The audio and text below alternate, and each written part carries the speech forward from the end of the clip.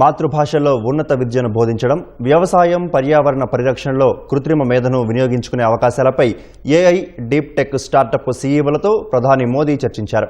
16 స్టార్టప్ల సీఈఓలు, వ్యవస్థాపకులతో ప్రధాని round table సమావేశం నిర్వహించారు.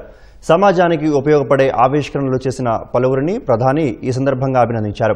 దేశీయ డిజిటల్ ఆవిష్కరణలకు యూపీఐ ఒక అత్యుత్తమ ఉదాహరణ అని పేర్కొన్నారు. భారతీయ ఉత్పత్తులపై నమ్మకం ఉంచాలని సూచించారు.